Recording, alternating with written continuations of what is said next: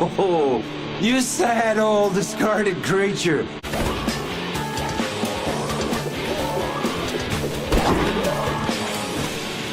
Your struggle is pointless, friend.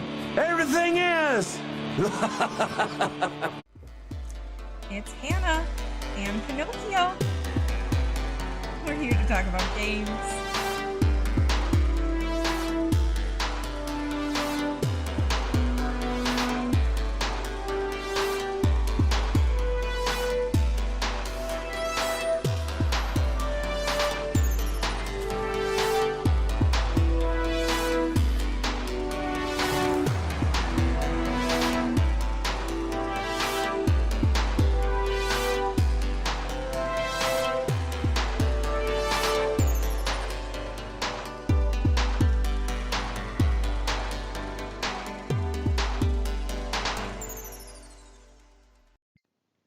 Hi, it's Hannah and Pinocchio.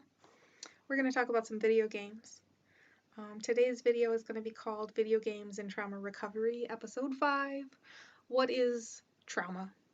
I realize that I have a lot more to say, so I also am going to put out a probably 3-part series called something like Trauma Cut for Time, because apparently I have a lot more to talk about. Anyways, the next video is going to be about recovery. It'll be more happy good times, and then I'm also working on a long, maybe 3-part series review of Cult of the Lamb, a fantastic game that I'm really enjoying. I've put a lot of energy into writing a script that I hope won't cause any pain. But here is a content warning for discussion of abuse, neglect, and trauma. This video is not therapeutic advice as much as it is my story. I have no training in psychology other than college courses taken and personal study I've done on my own behalf.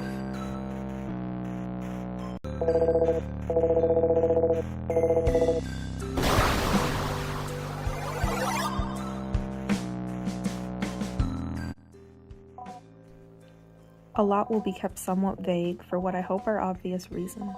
I'm not out to vilify anyone, but to further discussion about how we as a society can do better to give kids a fair chance in this world. I strongly believe that my story provides context to that end, and that it is my right to share. This is not a scientific discourse, but an anecdotal one. I share this as part of my own personal healing and growth as I process and move on from very old pains I have carried with me for a long time. I share this in hopes of fostering a sense of camaraderie and connection within myself, as well as here on this channel. One of my deep hopes is to eventually help change the systems to prevent this pain and better help people recover.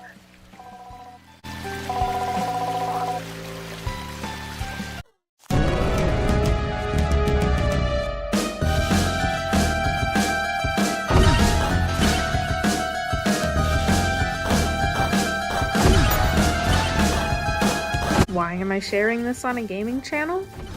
I don't consider myself a gaming channel, but rather a channel that uses video games as a means to bridge the gap between neurodivergent folk and those who maybe are not, as a way to open a dialogue between those who are what is considered highly functional and those who are perhaps just learning to integrate with others. I'm talking about my trauma and recovery because I know one thing that helps me to feel less alone is hearing my experiences validated through someone else's words. For the purposes of this video, I think it's best for me to keep things personal.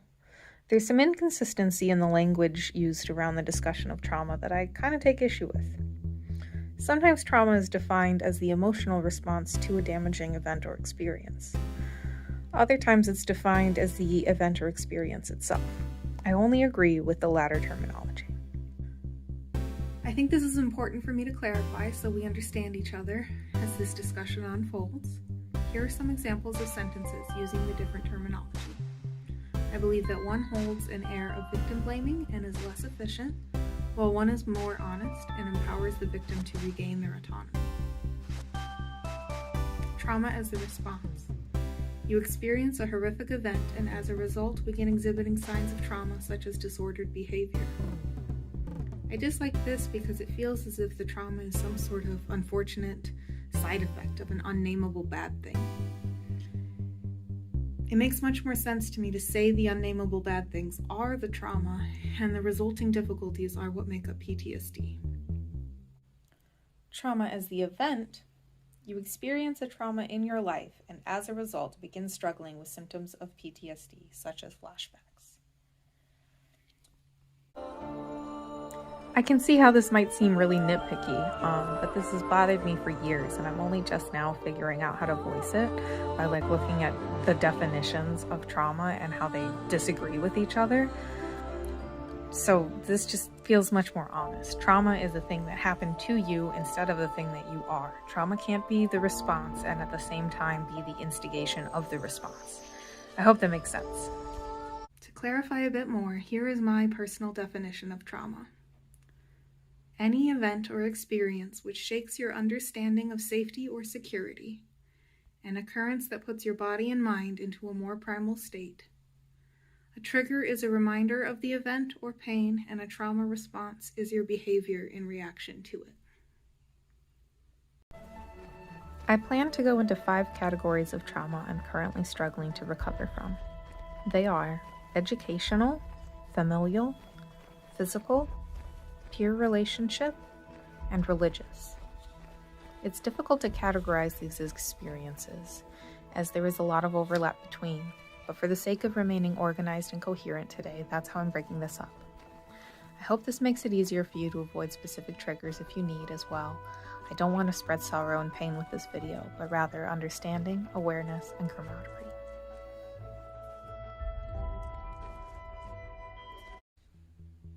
Educational trauma in my life. Learning to read. The first concrete time I remember feeling like I wasn't good enough was as I was learning to read. I distinctly recall being treated as the source of much disappointment and frustration to my parents. I was told that I was taking longer to catch on than I should, than was expected, than other kids. My parents tried a couple of different methods, and as each one failed, I felt more pressure to perform. I now know there is no set age that it's acceptable to learn to read, and that my aphantasia likely contributed to my difficulties. Instead of me remembering the accomplishment as an exciting entrance to new worlds and ways of thinking, I recall an immense relief that I had finally passed the test. Soon after, I did become a voracious reader, and literature has always been an important part of my existence since. But I think a bit of the panic that I feel when I encounter something new I don't understand harkens back to that deep performance anxiety. Issues with curriculum. I was homeschooled for my entire K-12 education.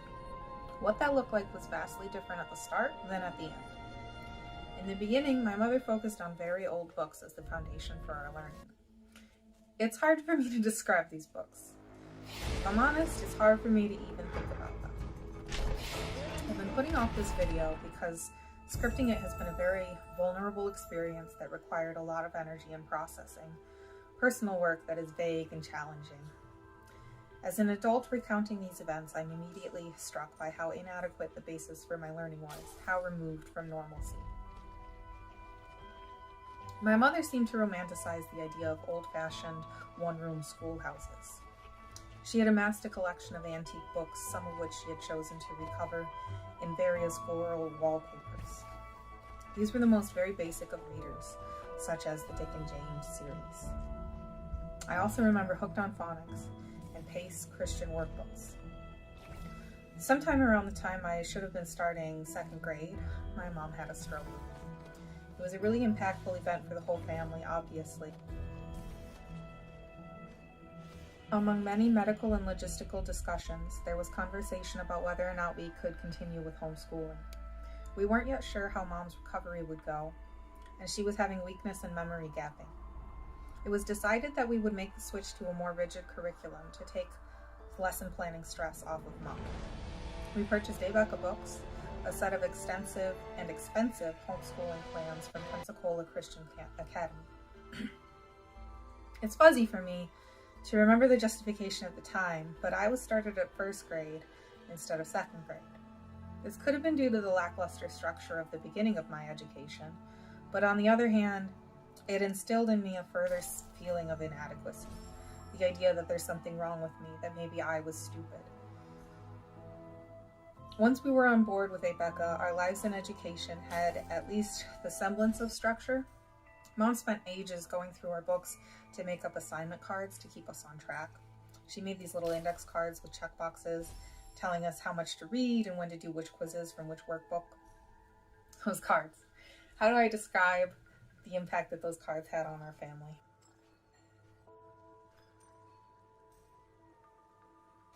As I write about these experiences, I feel positively itchy. I started scratching, I didn't realize. As I write about these experiences, I feel positively itchy thinking about it all. To remember it clearly, I have to in some small ways put myself back in little me's life.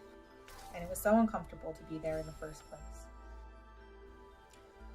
The pressure associated with these assignment cards was huge. After she made them, there was very limited supervision over our progress until the end of the year. If we were to fall behind, we would be admonished and things would get taken away from us. I remember being told how much of an inconvenience and disappointment I was at least once every school year. But there were so many factors that would cause us to backslide. It felt impossible to keep up with. For one thing, we were very much teaching ourselves. I know there are some homeschooled folks out there who are able to take video classes or online classes or even college courses. The only extra classes I had like that were Spanish courses. I should probably make a whole video about, honestly. The Dave Ramsey financial course and an indoctrination class from my Colts University. To learn how to understand math and science from just a book was very difficult for me. If I asked questions or needed help, I found Mom to have a very short fuse, and I'd usually end up worse off and more confused than before. Once we got into more complicated subjects like algebra and chemistry, she was even less equipped to assist us kids.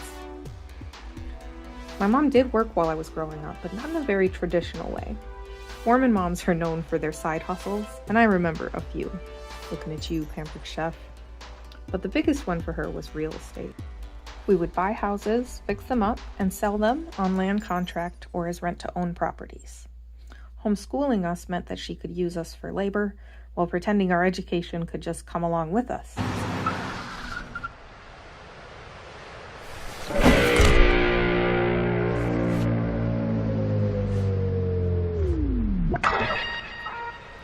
Imagine you're a young kid who's packed up all your school books this morning, but the true goal for the day is to get the drywall put up at the property. You have an important and massive list of school assignments to complete, but no desk or chair to sit in over at the property. There's noise of air-powered nail guns and electric drills, not to mention Mom blasting 80s music. There's dust and chemicals in the air, and you get interrupted often from reading to hold this while I saw this end off, or run to the car for extra nails, or throw this in the dumpster. Often there were monetary incentives. However small, they made a big impact on my decision-making. Why would I try to teach myself a difficult mathematical equation I didn't understand if I could mow the lawn and make $5 instead? So it was fairly constant, trying to start the school year by getting ahead, only to come upon something difficult and fall behind, while trying to muddle my own way through. For most years, I was responsible for grading my own work as well. This is one of the hardest parts for me to talk about, because I still feel a lot of shame and regret about all of it. After falling behind, I would redo Mom's assignment cards on my own to try to get back on track. I'd cheat with my grading while trying to catch up, trying to teach myself difficult concepts.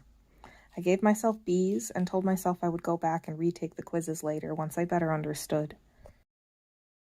Only the initial problem of being unable to teach myself never went away. For the majority of my life, I think after the age of 12 or so, I felt lost, behind, unintelligent, confused, and generally underwater in terms of my education and other things. The level of guilt I felt for cheating was huge, but not unmatched by the guilt I felt for being just incapable in the first place. It's only very recently that I've started to forgive myself for cheating as a child. Unfortunately, that forgiveness comes alongside a grown-up understanding that what happened to me was wrong and wasn't my fault. I was neglected and disenfranchised to the point of self-hatred, and it was all up to me to dig my way out.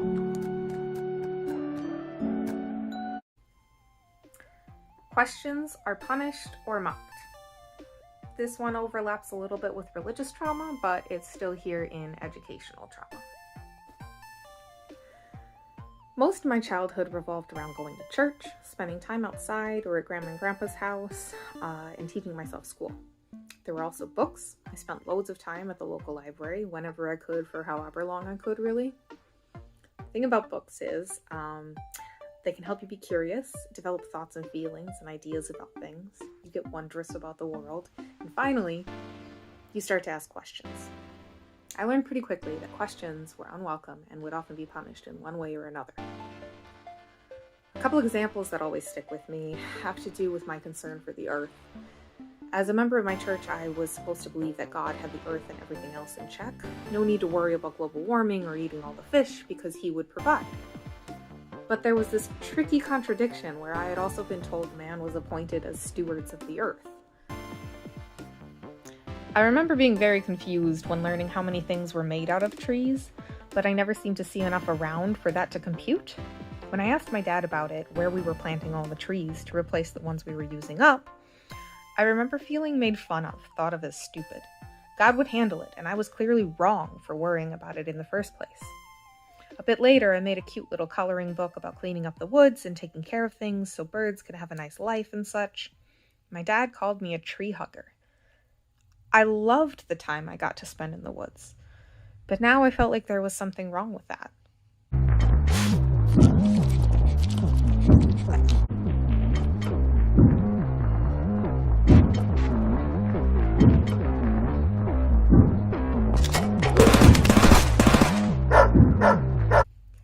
At church, I had even more trouble asking the right questions, let alone giving the right answers.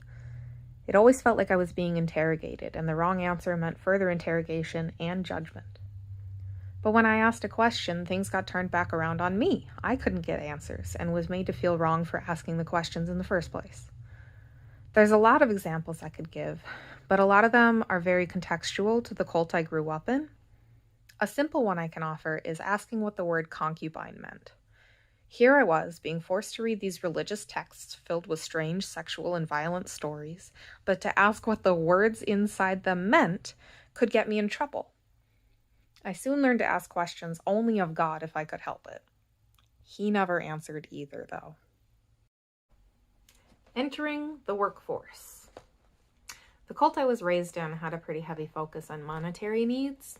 I was expected to earn money as early as I can remember, and I was expected to give at least 10% of it to the corporation. If I needed something, I had to find a way to pay for it.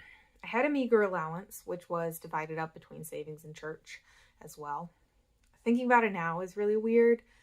The idea that I was considering money I worked for given to me by my parents as income as early as 6 or 7 years old. It's really weird. I'm not saying there's anything wrong with teaching your children how to manage funds. I am saying that the way I felt growing up was insecure, and I've been running away from that feeling of insecurity my whole life. The feeling of not having enough, of trying to save until some unknown point when I could eventually finally afford something I needed. The feeling of doing without. These things could have been greatly alleviated had my family not been funding a billion-dollar corporation masquerading as a church. And these things have had a lasting impact on my decision-making and ability to make ends meet. As a young child, I asked my parents for ways to make more money and was taken to the local employment office known as Michigan Works. There were free handouts everywhere of how to make a resume and a cover letter and how to do your taxes, things of that nature. I grabbed 1 or 2 of each of them and some practice applications. But I was 10, and there aren't any jobs for 10-year-olds, and I hadn't done anything. All of these worksheets said you had to list extracurriculars and references, and I certainly didn't have either of those. Luckily, my grandma was very supportive of my interest in writing. The whole family was. With Grandma's help, I was able to attend an event called Young Authors Day at a nearby community college, join a local writing group, and together we started a Young Writers Club at the local library. Because of her connections at the library, I was also able to volunteer a few hours a week at the nonprofit bookstore that operated beneath it. That was amazing, a bright spot in my life where I got to meet people and get out of the house. There were still strictly scheduled outings, but I got my first small taste of freedom, and I had something I could put on a resume. I was able to secure a job in a hosting position at the local Big Boy when I was 15. It was a difficult experience getting that first rung on my ladder. I almost skipped this section while scripting, trying to write it off as not traumatic enough. But now reflecting on how tumultuous this transition truly was for me, I know I need to include it. During the application process, I was very discouraged. A lot of people weren't hiring because we lived in a small town and everyone there had been working the same jobs for the past 3 decades. And they gave jobs to their kids or kids their kids knew if they had any. The first question I was asked when I requested an application from Big Boy was, who did I know who worked there? Apparently, the restaurant had a long history of their long-standing workers recommending new summer hires for them, and nearly everyone was hired through someone else. I was immediately on the spot about how no, I was homeschooled, and no, I didn't know anyone, and no, I didn't have experience even talking to many humans, and yes, I may have a bit of trouble with all the excitement. In a word, it was humiliating. I remember getting back outside into the van with my mom, and she was all excited because she had been driving me around town all day, dropping off apps. Her little adult. I felt so completely deflated. I had not had a single interaction that felt positive. I knew I had to go back to turn them all in, even though I felt pretty strongly that no good would come of it. The thought filled me with anxiety I didn't know how to name, and I wasn't allowed to voice.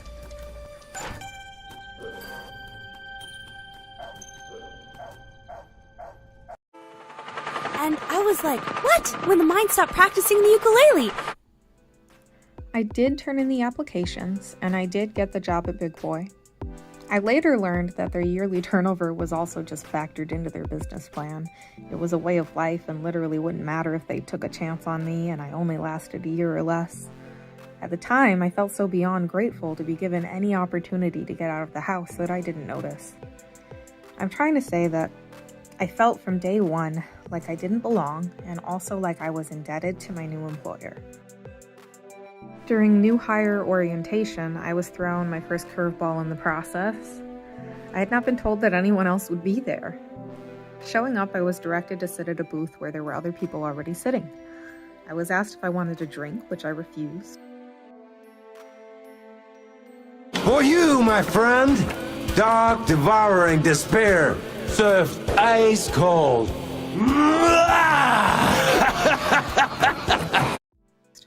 The person insisted, saying it was free, I could have a pop, it's a perk of the job. I said no thank you again. I had no idea what was about to happen, so I didn't really understand what it would mean if I accepted a drink. In my mind, I didn't want to make the person giving me a job do work on my behalf. That felt weird. I didn't understand why I was being led to a booth instead of like an employee room of some sort. I didn't understand why there were other people there and I hadn't been told about it. I was mortified and anxious. Thinking about it now, I realize this was one of the first times in my life I had ever been sat at a table with people I didn't know. People who weren't Mormon, at least. I had to introduce myself to peers, which I had only really done in church situations at this point. I felt scared and unsure of what to expect, unsure of how to act or present myself. These kids were just normal people who were trying to make me feel included. They were asking me polite questions about myself and making jokes, all of them happily sipping their free pops. Our new manager came over and started to go through the new hire paperwork for all of us. It was happening so fast. Like I said, hiring groups of folks at a time was the norm for this business, so they were used to going through the motions. But I was struggling. There were a lot of forms I hadn't seen at the Michigan Works office, so I had no practice with. I came across one question that stopped me dead. Are you comfortable in stressful situations? My heart sank. I felt heavy and sweaty and trapped. I had to interrupt the manager to ask for advice. I admitted to them, I don't think I do feel comfortable in stressful situations. I've never been in any. I was very stressed right now, so suddenly I was pretty sure they wanted somebody else for the job. I'd be a bad fit, and maybe it would be too much for me to handle. Mind you, I was saying all of this in front of all my new cohorts. The manager chuckles at my expense and marks the checkbox on the form on my behalf, saying something to the effect of, we'll give it a shot. Now, again, I felt further indebted to these people. Oh, wow. They were willing to take me even though I was a weasel. This experience led me to stay at a job that was abusive and not profitable or healthy for me for far too long, and many more in the future. I bought into the idea of the workplace as family because my own family was so uncomfortable.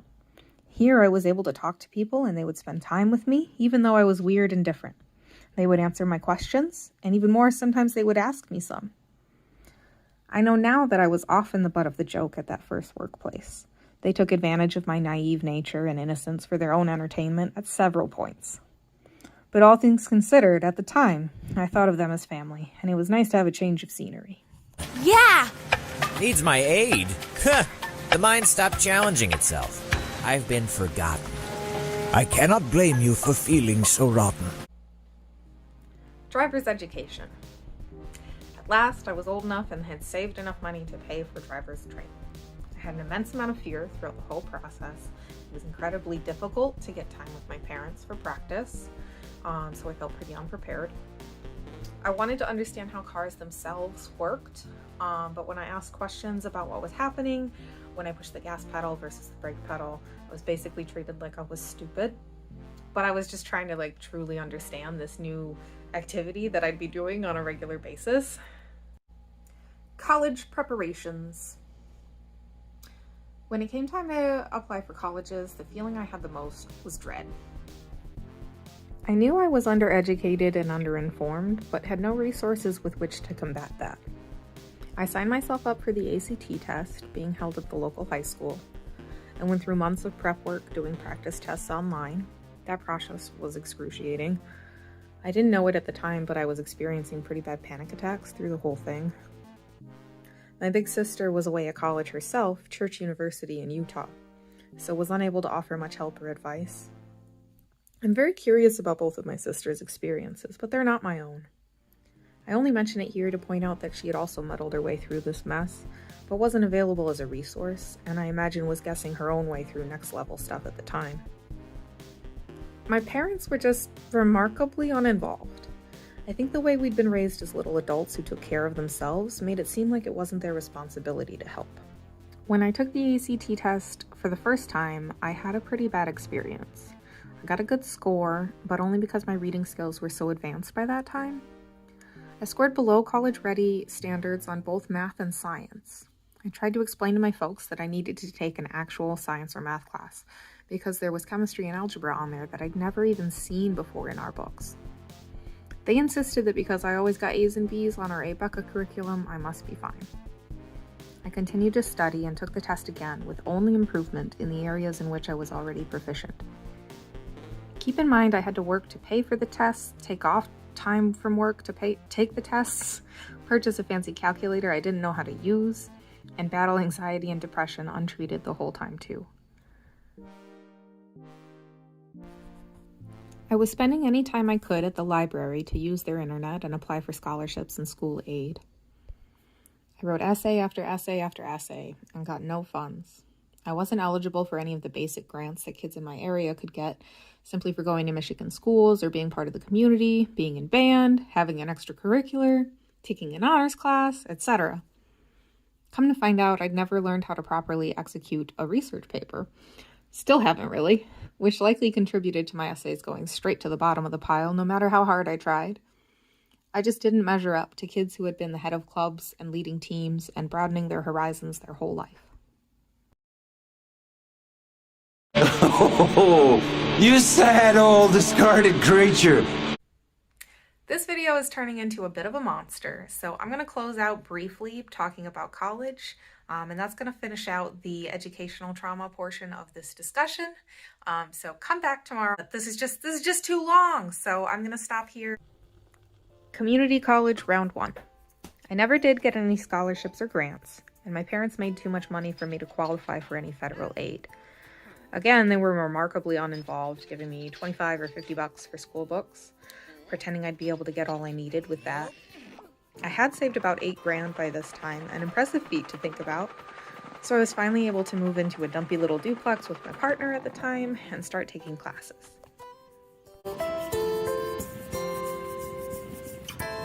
That's one smart apple! Prepare for liftoff! School did not go super well.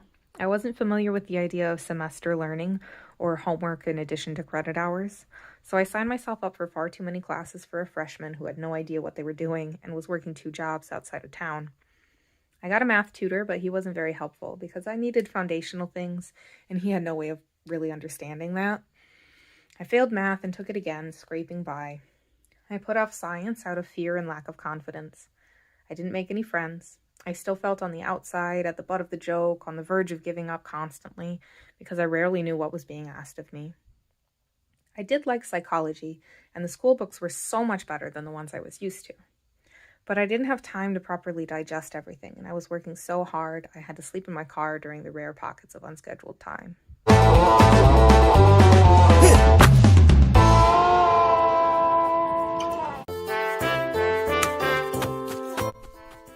Real college. I had started state university, but I was out of money. I hated my chosen major of communications and didn't want to proceed with it. I was only working 1 job, waiting tables at a different restaurant in a different but nearby town. I was depressed. I felt completely out of my depth in this new school and at this next stage. I was disillusioned with the education system as I felt I'd been left behind and couldn't catch myself up. I took a semester off to save up for the next batch of classes I might be able to afford. Community college round 2. After over half a decade, I was able to make my way back to school with the help of my parents-in-law at the time and now qualifying for financial aid. This was a super tumultuous time for me as I was highly and chronically depressed, searching for reasons to believe in humanity while the world burned around me. I started therapy. I saw this time of my life as a mission to save my parents. I had learned about the true history of the Mormon Church, and I had come to understand how severely me and my family had been taken advantage of. I took philosophy classes to try and understand the religious point of view, to learn how to argue logically. I took anthropology and sociology classes so I would have a better understanding of different ways of living. I took psychology classes so I could see how my development had been stunted by my upbringing. I studied and I worked hard, and I tried to prepare myself for moving home and breaking the news to my parents that they had built our lives around the lies of a dead con man. This was an incredibly difficult year. I was reaching out to student services, advisors, tutors, and professors, desperate to find a better way for me to learn, a way for me to feel connected, to understand things in the same way as other people. I had teachers punish me for wanting to learn, punish me for asking questions, punish me for being different. I couldn't really get much of what I needed from the experience, and after waiting 20 plus years for a better education, that was a heavy blow. I got my associate's degree at quite a cost to my confidence and emotional stability. I know this video was a bit of a long one, maybe a little bit of a tough one. I didn't get through all of it. I'm gonna keep going. I have a whole bunch more that's already scripted that I'm working on editing. So keep an eye out. The next few days should have a few releases from me continuing this conversation. I hope it provided a little bit of validation and context for someone or for the channel. If you're someone who was neglected or abused or struggled and had no one to help you, I hope you're able to find some small peace in this world.